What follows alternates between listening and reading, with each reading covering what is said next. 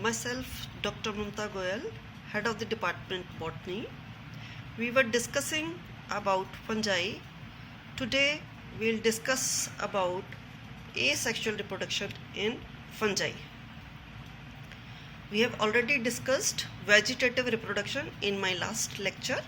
So today lecture is on asexual reproduction. asexual reproduction जो होता है वो हमेशा फेवरेबल कंडीशंस में होता है. जब फंगस की ग्रोथ की हम बात करते हैं तो फंगस की ग्रोथ बहुत अच्छी चल रही होती है, बहुत फेवरेबल कंडीशंस चल रही होती हैं उसकी ग्रोथ की, उस टाइम पे एसेक्सुअल रिप्रोडक्शन होता है. तो फंगस का जो वेजिटेटिव हाइफा होता है, ये वेजिटेटिव हाइफा बहुत सारे इन्यूमरेबल का मतलब है ढेर सारे, बहुत सारा जिनका नंबर होता है, उस तरीके के यूनिसेल्युलर या मल्टी सेल्युलर स्पोर्स में वेजिटेटिव हाइफा कन्वर्ट हो जाता है, या उसमें छोटे छोटा सेप्टेशंस हो जाता है. और सेप्टेशंस होने के बाद हर सेप्टा का जो सेल होता है वो सेल राउंड ऑफ होकर के स्पोर में कन्वर्ट हो जाता है. तो इस तरीके का जो फॉर्मेशन है, ये स्मॉल क्यूबिकल जो हैं स्ट्रक्चर्स जो बने हैं हाइफा में, ये स्फेरिकल हो सकते हैं, ये ओवल हो सकते हैं, ये इनका शेप जो होता है वो अलग अलग शेप हो सकता है. इनका शेप स्पाइरल हो सकता है, इनका शेप स्फेरिकल हो सकता है, इनका शेप ओवल हो सकता है. और इनके कलर्स भी बहुत सारे वेरिएशन पाए जाते हैं. इनका कलर आपको येलो मिल सकता है, इनका रेड कलर हो सकता है, ब्राउन हो सकता है, ऑरेंज हो सकता है, ग्रीन हो सकता है, हाईलाइन हो सकता है. Hyaline means it may be transparent और वेरी लाइट कलर. तो depending upon the fungi we are dealing the shape and colour and size of the fungi varies. तो ये वेरिएशन जो है डिपेंड्स अपॉन द जीनस और species of fungi. और इसके बाद हम ये जो डील कर रहे हैं कि ये जो स्ट्रक्चर बन रहा है, ये structure it may B motile और it may B non motile. Motile मतलब जिसमें गति होती है, और नॉन मोटाइल जिसमें गति नहीं होती. अगर मोटाइल है इसका मतलब उसमें फ्लैजिला प्रेजेंट है, नॉन मोटाइल है इसका मतलब उसमें फ्लैजिला नहीं प्रेजेंट है. अब ये जो फॉर्मेशन हुआ है, ये जो राउंड स्ट्रक्चर्स का फॉर्मेशन हुआ है, जो या तो मोटाइल होंगे या नॉन मोटाइल होंगे, दे आर डेवलप्ड एक्सोजीनसली और एंडोजीनसली. एक्सोजीनसली और एंडोजीनसली जो दो टर्म्स हैं, इन टर्म्स से हमारा मतलब होता है कि जो प्रोडक्शन है वो हाइफा से डायरेक्ट आउटर साइड पे प्रोडक्शन हो रहा है, और इस तरीके का प्रोडक्शन हो रहा है, ये एक्सोजीनस प्रोडक्शन कहलाता है. और एंडोजीनस जब हाइफा के अंदर प्रोडक्शन हो रहा है, प्रोडक्शन ऑफ कोर्स प्रोडक्शन हो रहा है इस एसेक्सुअल रिप्रोडक्शन में स्पोर्स का, लेकिन इट में भी एक्सो और इट में भी एंडो. तो जिस तरीके से जिस टाइप का प्रोडक्शन होगा उस तरीके से इस हम इनको कहेंगे एक्सोजीनस प्रोडक्शन और endogenous production. Again this is specific to the genera. ठीक है. अब डिफरेंट टाइप्स ऑफ स्पोर्स जो एसेक्सुअल रिप्रोडक्शन में बनते हैं, अब हम डिफरेंट टाइप्स ऑफ स्पोर्स को डील करेंगे. और डिफरेंट टाइप्स ऑफ जो स्पोर्स होते हैं उसमें हम 3 तरीके के स्पोर्स को डिस्कस करेंगे. ज़ूस्पोर्स बनते हैं, एप्लेनोस्पोर्स बनते हैं, और कोनिडिया बनते हैं. सबसे पहले ज़ूस्पोर्स को हम डिस्कस कर लेते हैं, डिटेल में ले लेते हैं.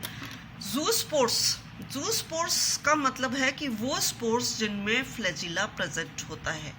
और ये ज़ूस्पोर्स जो होते हैं, इनका जिसके अंदर फॉर्मेशन होता है, जिस स्ट्रक्चर के अंदर इसका फॉर्मेशन होता है, वो स्ट्रक्चर कहलाता है ज़ूस्पोरेंजिया. जनरली ये जो ज़ूस्पोर्स जो होते हैं या ज़ूस्पोरेंजिया जब फॉर्मेशन जब होता है तो generally it is in aquatic species. ये एक्वेटिक स्पीशीज़ में ज़्यादा पाए जाते हैं ज़ूस्पोर्स, क्योंकि इसमें जो फ्लैजिला होता है उस फ्लैजिला के थ्रू वो पानी में तैर के एक जगह से दूसरी जगह जा सकते हैं. अब ये जो स्ट्रक्चर का फॉर्मेशन है ज़ूस्पोर का, वो कैसे बनेगा? ये फॉर्मेशन ज़ूस्पोरेंजिया में होगा. और what is zoosporangia? Zoosporangia is a sac like structure, थैले जैसा स्ट्रक्चर होता है. और वो थैले जैसा स्ट्रक्चर का फॉर्मेशन हुआ माइसीलियम से, थैले जैसे स्ट्रक्चर का फॉर्मेशन हुआ. इस थैले जैसे स्ट्रक्चर के अंदर ज़्यादा से ज़्यादा कंटेंट, साइटोप्लाज्मिक कंटेंट, ज़्यादा से ज़्यादा साइटोप्लाज्मिक कंटेंट इसके अंदर मूव कर जाता है, और मूव करने के बाद ज़्यादा से ज़्यादा साइटोप्लाज्मिक कंटेंट में बहुत सारे न्यूक्लियाई भी माइग्रेट कर गए, प्रोटोप्लाज्मिक कंटेंट भी सारा चला गया है इसमें, प्रोटोप्लाज्म में साइटोप्लाज्म और न्यूक्लियस दोनों हो गए। अब जब ये पूरा स्ट्रक्चर बनने लग जाता है तब मैच्योरेशन पे क्या होता है कि इसके अंदर, इस स्ट्रक्चर के अंदर हर न्यूक्लियाई के चारों तरफ थोड़ा थोड़ा सा साइटोप्लाज्म क्लीवेज के थ्रू इकट्ठा होना शुरू कर देता है, और ये छोटे छोटे जो प्रोटोप्लाज्म के बिट्स हैं ये राउंड ऑफ होने लग जाते हैं, और राउंड ऑफ हो जाते हैं उसके बाद इनका रिलीज होता है। रिलीज जब होगा उसके पहले ये अपने फ्लैजिला डेवलप कर लेते हैं। तो जो सैक लाइक स्ट्रक्चर है जिसको हमने स्पोरेंजिया कहा, उसमें साइटोप्लाज्म का क्लीवेज होगा और उसके थ्रू इन स्ट्रक्चर्स का फॉर्मेशन होगा। तो ये जो स्ट्रक्चर जो जिनका फॉर्मेशन हुआ है ये यूनिसेल्युलर स्ट्रक्चर्स बने हैं, यूनिन्यूक्लियेट स्ट्रक्चर्स बने हैं, इनमें फ्लैजिला डेवलप हुआ है, ये फ्लैजिलेटेड हैं, they are wallless that is naked and they are motile structures. तो इस तरीके का स्ट्रक्चर्स का फॉर्मेशन हो गया। अब ये जो फॉर्मेशन हुआ है ये स्वार्मिंग पीरियड के अंदर जाएंगे। स्वार्मिंग पीरियड मतलब इनका तैरने की जो अवस्था है वो फिक्स होती है 5 घंटे 6 घंटे डिपेंडिंग अपॉन द जीनस। तो उस स्वार्मिंग पीरियड के अंदर ये मूव करते रहेंगे, तैरते रहेंगे, और within that swarming period they have to become stationary. कोई भी सूटेबल सबस्ट्रेटम जब इनको मिल जाता है तो ये उसके ऊपर स्टेशनरी हो जाते हैं, उसके ऊपर बैठ जाते हैं, और उसके बाद ये अपने फ्लैजिला जो है वो लूज़ कर देते हैं या शेड ऑफ कर देते हैं, उनके फ्लैजिला हट जाते हैं। अब जब फ्लैजिला हट गए तो वो स्ट्रक्चर जो होता है वो अपने चारों तरफ एक राउंड ऑफ होकर के एंसेस्ट कर लेता है, दे बिकम स्फेरिकल, अपने आप को राउंड ऑफ होकर के। ये जो स्ट्रक्चर है यहाँ पे ये देखिए आप, ये जूस्पोरेंजियम का फॉर्मेशन हुआ, जूस्पोरेंजियम से जूस्पोर रिलीज हुए, जूस्पोर सूटेबल सबस्ट्रेटम के ऊपर सेट हो गए और उसके बाद उनका जर्मिनेशन होगा। तो ये एंसिस्ट कर लेते हैं, दे बिकम स्फेरिकल, और उसके बाद they germinate to form germ tube, they germinate to form germ tube. ये जो है जर्मिनेट हुआ और जर्मिनेट होकर के इसने जर्म ट्यूब बनाई। तो जर्म ट्यूब बना ली, तो जर्म ट्यूब बनाने के बाद जो जर्म ट्यूब बनी वो माइसीलियम में डेवलप हो जाती है। तो यहाँ तक ये जो पूरा है दिस इज जूस्पोर का फॉर्मेशन। अब जो जूस्पोर हैं वो जूस्पोर का वेरिएशन बहुत सारा पाया जा सकता है। यूनिफ्लैजिलेट जूस्पोर का फॉर्मेशन हो सकता है।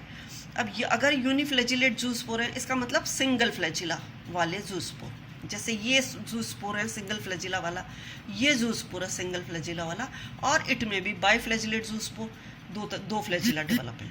प्लस इन ये जो कहाँ पे अटैच है वो भी स्पेसिफिक होता है डिपेंडिंग अपॉन द जेनरा, कि ये पोस्टीरियर पोजीशन में फ्लैजिला लगे हुए हैं या एंटीरियर पोजीशन में फ्लैजिला लगे हुए हैं या लेटरल पोजीशन में फ्लैजिला लगे हैं डिपेंडिंग अपॉन द जीनस। तो ये जो जूस्पोर्स हैं ये जूस्पोर्स, इनमें यहाँ पे अगर हम गौर से देखेंगे तो बिल्कुल स्मूथ भी दिखाए गए हैं फ्लैजिला और हेयरी फ्लैजिला भी दिखाए गए हैं। तो यूनिफ्लैजिलेट जूस्पोर्स में भी विद विप्लिश फ्लैजिलम और दे में भी विद टिंसल फ्लैजिलम। अगर विप्लिश फ्लैजिलम होगा, विप्लिश फ्लैजिलम मीन्स स्मूथ फ्लैजिलम, तो ये जो स्मूथ फ्लैजिलम होगा इसमें पोस्टीरियर पोजीशन में फ्लैजिला अगर लगे हुए होते हैं, जैसे यहाँ पे है विप्लिश है और पोस्टीरियर पोजीशन में है, तो ये वाला जो केस होता है इसका एग्जाम्पल है काइट्रिडियोमाइसिटीज में पाया जाता है और सेनकाइट्रियम में पाया जाता है।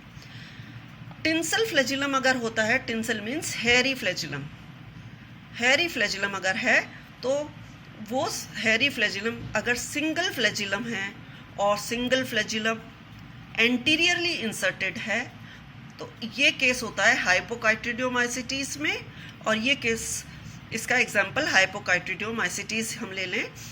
दूसरा tinsel flagellum by flagellate zoospore में भी हो सकता है जिसमें दो लगे हुए हैं, दो फ्लैजिला लगे हुए हैं। अब लेटरल इनका इंसर्शन हो सकता है या एंटीरियर इनका इंसर्शन हो सकता है, या एक विप्लिश हो सकता है, एक टिंसल हो सकता है। इसका मतलब एक स्मूथ है और एक हेयरी है। एग्जाम्पल इसका है एल्ब्यूगो एंड फाइटोप्थोरा। तो सिंगल फ्लैजिलम हम देख रहे हैं, सिंगल फ्लैजिलम जो है यहाँ से हम देख रहे हैं, ये सिंगल फ्लैजिलम का एग्जाम्पल, ये पोस्टीरियर पोजीशन वाले फ्लैजिलम का एग्जाम्पल, और ये बाई वाला एग्जाम्पल जिसमें दो फ्लैजिले हैं, बाई फ्लैजिलेट का, एक टिंसल है और एक व्हिपलिश है। तो ये है ज़ूस्पोर्स का केस। अब इसके बाद हम आगे बढ़ते हैं तो हम देखें कि सेकेंड टाइप जो है वो एप्लेनोस्पोर्स है, एप्लेनोस्पोर और स्पोरेंजियोस्पोर्स।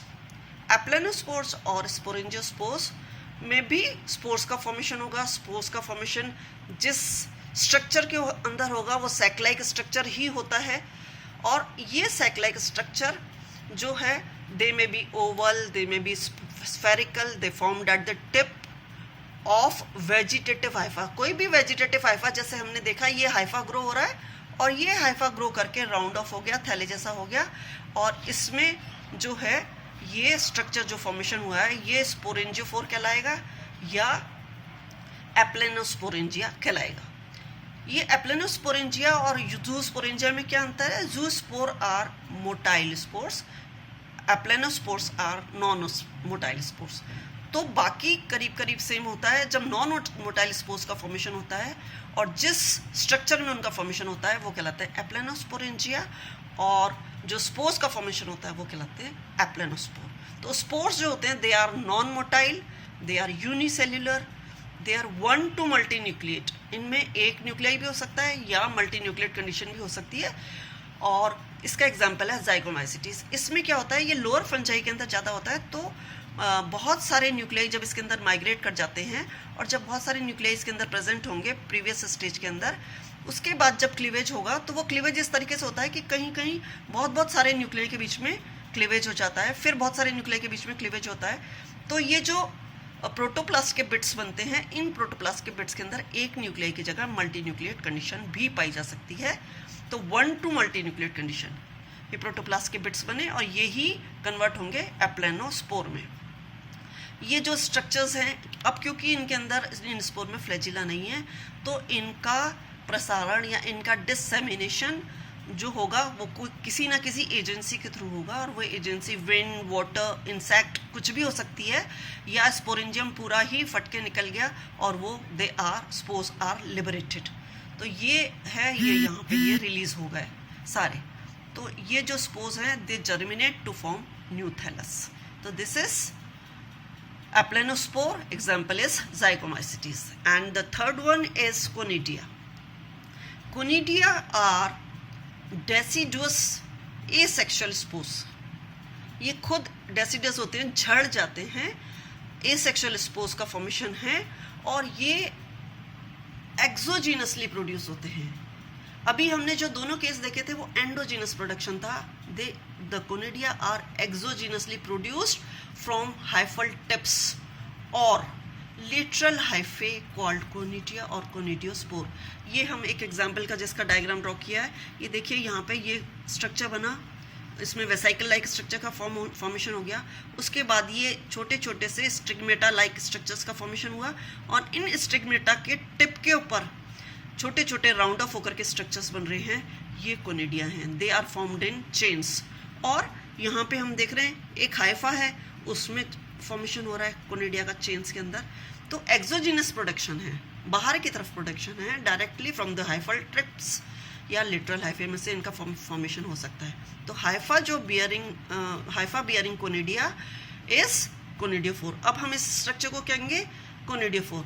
वो स्ट्रक्चर जो कि कोनिडिया बियर करता है उसको हम कहते हैं कोनिडियोफोर, और इस यहाँ पे इसके ऊपर बने हैं कोनिडिया। अब ये जो हाइफा है, ये हाइफा जो है ये ब्रांच्ड भी हो सकता है या अनब्रांच्ड भी हो सकता है, ये सेप्टेड भी हो सकता है या अनसेप्टेड भी हो सकता है। यहाँ पे अभी जो केसेस हैं, ये केसेस दोनों तीनों वही बने हैं जिसमें हमने ब्रांचिंग नहीं दिखाई है, लेकिन इट में भी ब्रांच्ड, 1 में 2 में 3 में डिवाइडेड होकर के वहाँ से कोनिडिया लगातार निकल सकते हैं। यहाँ पे जो केस बना है इसमें सेप्टेशन नहीं है, लेकिन इसमें सेप्टेशन भी हो सकता है। अगर हम यहाँ पे सेप्टेशन दिखा दें कि ये सेप्टेशन है, तो सेप्टेशन भी हो सकता है इसके अंदर।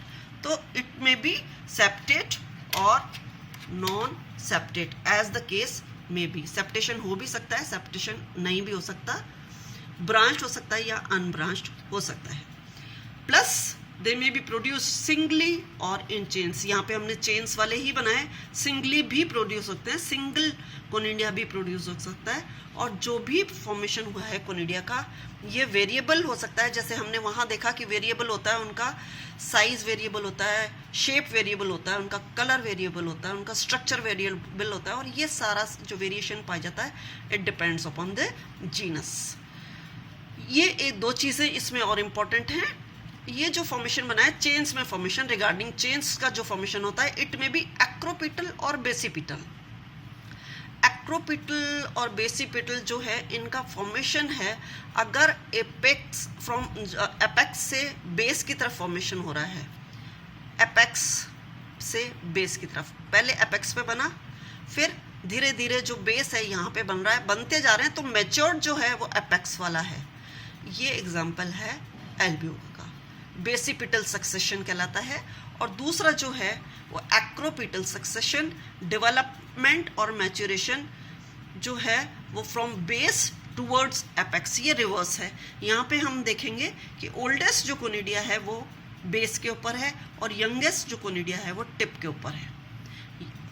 तो ये वाला जो केस है एक्रोपिटल सक्सेशन, डेवलपमेंट और मैच्योरेशन के बेसिस के ऊपर, कि जो यंगेस्ट बना वो टिप के ऊपर है, जो ओल्डेस्ट बना वो यहाँ बेस के ऊपर है। ये रिवर्स केस है, ओल्डेस्ट बेस के ऊपर है और यंगेस्ट वाला यहाँ पे टिप पे है, यंगेस्ट वाला यहाँ पे बेस पे है, ओल्डेस्ट वाला यहाँ पे बेस पे है, ओल्डेस्ट वाला यहाँ पे टिप पे है। This is the difference. ये कोनिडियोफोर है और ये formation of conidia in chains है। तो एक्रोपिटल एंड बेसिपिटल सक्सेशन, ये दोनों केवल डेवलपमेंट और मैच्योरेशन के सीक्वेंस के बेसिस के ऊपर है जब कोनिडिया चेन्स में बनते हैं। So this is all about asexual reproduction in fungi. Thank you so much. In my next lecture we'll discuss about sexual reproduction in fungi. Once again, thank you so much.